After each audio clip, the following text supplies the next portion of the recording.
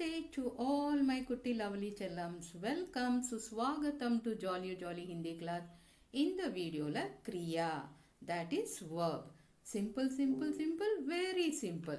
जॉलिया कतकलामा परिभाषा जिन शब्दों से किसी काम को करने या होने का पता चले उसे क्रिया कहते हैं. Verbs are words that indicate the doing or being of something. அல்லது in short சொல்லணும்னா action words are called verbs. அவ்வளோதான். जैसे सीता नाच रही है. Sita is dancing. इधर क्रिया இது नाच. ठीक है. दूसरा बच्चा दूध पी रहा है. Baby is drinking milk. इधर क्रिया இது पी. அவ்வளோதான். Simple. Now क्रिया का विभाजन. क्रिया வந்து 2 टाइप्स डिवाइड आयिருக்கு. रचना के आधार पर एंड प्रयोग के आधार पर. रचना के आधार पर 2 टाइप्स अकर्मक क्रिया इंट्रांसिटिव वर्ब, सकर्मक क्रिया ट्रांसिटिव वर्ब. இப்போ प्रयोग के आधार परல நிறைய क्रिया இருக்கு. பட் இந்த 6 क्रिया தான் மெயினான क्रिया. ओके. पहला क्रिया प्रेरणार्थक क्रिया, दूसरा संयुक्त क्रिया, तीसरा नाम धातु क्रिया, चौथा पूर्वकालिक क्रिया, पांचवा सामान्य क्रिया, छठवा सहायक क्रिया. Now let's see one by one. रचना के आधार पर फर्स्ट वन अकर्मक क्रिया. जिस वाक्य में कर्म नहीं होता है तथा काम का प्रभाव केवल कर्ता पर पड़े तो वहां अकर्मक क्रिया कहते हैं. In a sentence where there is no object and the effect of the action is only on the subject is called as अकर्मक क्रिया. இப்போ இந்த நேம்லயே அதோட மீனிங் இருக்கு. அனா நஹி कर्मना ऑब्जेक्ट, नो ऑब्जेक्ट. अदा अकर्मक क्रिया. फॉर एग्जाम्पल जैसे पक्षी उड़ते हैं, बर्ड्स फ्लाई. वह पढ़ रहा है, ही इज स्टडिंग. अभय खेल रहा है, अभय इज प्लेइंग. இதுக்கு இன்னொரு டெக்னிக் இருக்கு பாருங்க. கானுங்கிற கொஸ்டின் கேட்டு அதுக்கு ஆன்சர் வந்துடுச்சுன்னா அது அகர்மக் क्रिया தான். இப்போ पक्षी उड़ते हैं, कौन उड़ते हैं, पक्षी उड़ते हैं. कौन पढ़ रहा है, वह पढ़ रहा है. कौन खेल रहा है, अभय खेल रहा है. ஸோ கானுங்கிற கொஸ்டின் கேட்டு ஆன்சர் அதுக்கு பதில் வந்துடுச்சுன்னா அதுதான் अकर्मक क्रिया. ठीक है. नेक्स्ट इज सकर्मक क्रिया.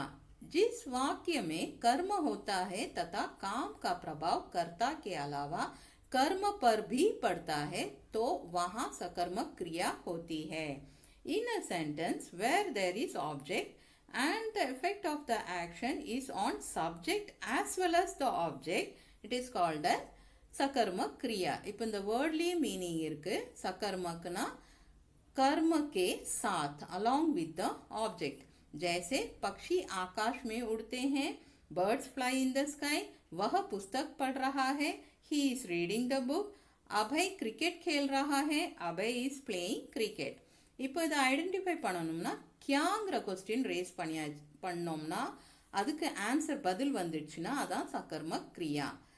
पक्षी क्या कर रहे हैं, पक्षी आकाश में उड़ते हैं. ओके. वह क्या पढ़ रहा है, वह पुस्तक पढ़ रहा है. अभय क्या खेल रहा है, अभय क्रिकेट खेल रहा है. क्लियर? Very easy. अगला प्रयोग के आधार पर प्रेरणार्थक क्रिया. वे क्रियाएं जिन्हें कर्ता स्वयं न करके दूसरों को क्रिया करने के लिए प्रेरित करता है, उन क्रियाओं को प्रेरणार्थक क्रिया कहते हैं. Those actions which the subject does not do himself but inspires others to do the action is called प्रेरणार्थक क्रिया. For example जैसे दुष्यंत हेमंत से पत्र लिखवाता है. Dushyant gets Hemant to write a letter. कविता सविता से पत्र पढ़वाती है. कविता makes Savita read the letter. புரியுதா? இதில் என்னன்னா ஒரு சப்ஜெக்ட் இன்னொரு சப்ஜெக்ட் வச்சு வேலை வாங்குறது, கிரியாவை செய்ய வைக்கிறது. அவ்வளோதான், ஈஸி. नेक्स्ट इज संयुक्त क्रिया. जो क्रिया दो या दो से अधिक भिन्नार्थ क्रियाओं के मेल से बनती है उसे संयुक्त क्रिया कहते हैं। A verb which is formed by the combination of two or more different verbs is called संयुक्त क्रिया। जैसे बच्चों ने काम कर दिया है, the kids have done the work. उसे जाने दो, लेट हिम गो। हेमराज ने खाना खा लिया, हेमराज एट द फूड। இப்போ இதுல संयुक्त क्रिया எதெல்லாம்? फर्स्ट ஒன்ல कर दिया, सेकंड जाने दो, थर्ड खा लिया। ரெண்டு டிஃப்ரெண்ட் क्रिया, ரெண்டு டிஃப்ரெண்ட் verbs. ஓகே, அது சேர்றதுனால தான் அது संयुक्त क्रियाன்னு சொல்லப்படுது। नेक्स्ट इज नाम धातु क्रिया। वे क्रियापद जो संज्ञा, सर्वनाम, विशेषण आदि से बनते हैं उन्हें नाम धातु क्रिया कहते हैं। Verbs that are formed from nouns, pronouns, adjectives, etc. are called as नाम धातु क्रिया। जैसे अपना से अपनाना, चमक से चमकाना, गरम से गरमाना। ठीक है, इजी। पूर्वकालिक क्रिया, जब कोई एक काम समाप्त करके तुरंत दूसरा काम करने जाता है तो वहां पूर्वकालिक क्रिया होती है। When someone has finished one task and immediately goes to do another one, then there is पूर्वकालिक क्रिया। जैसे रमा खाना खाकर पढ़ने गई, Rama went to study after having her meal। Ramesh खेत से लौटकर नहाने गया, Ramesh after returning from the farm went to take a bath। वह पढ़कर खेलेगा, he will play after reading। Okay, இப்போ இதில் பூர்வகாலிக் கிரியா இதெல்லாம் खाकर, लौटकर, पढ़कर है ना। ஒரு வேலையை முடிச்சுட்டு இமீடியட்டா அதர் வேலையை பார்க்கறது, அதான் पूर्वकालिक क्रिया। Got it. सामान्य क्रिया, जब किसी वाक्य में एक ही क्रिया का प्रयोग हुआ हो उसे सामान्य क्रिया कहते हैं। When only one verb is used in a sentence is called सामान्य क्रिया। जैसे मोहन जाता है, मोहन goes और leaves। मैंने नाटक लिखा, I wrote a play। Mamata I, Mamata came। இப்போ இதில் சாமானிய கிரியா இதெல்லாம் जाता, लिखा, आई। समझा?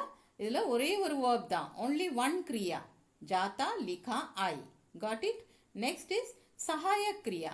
किसी भी वाक्य में मूल क्रिया की सहायता करने वाले पद को सहायक क्रिया कहते हैं। In any sentence, the verb that helps a parent verb is called सहायक क्रिया। जैसे वह अब तो लिख चुका होगा, he must have written now। मैंने पत्र पढ़ लिया है, I have read the letter। बानू ने अपनी पुस्तक मेज पर रख दी, बानू put her book on the table। இப்போ இதில் फर्स्ट एग्जाम्पल பாருங்க, लिख चुका होगा, इधर मूल क्रिया लिख, चुका होगा दा सहायक क्रिया।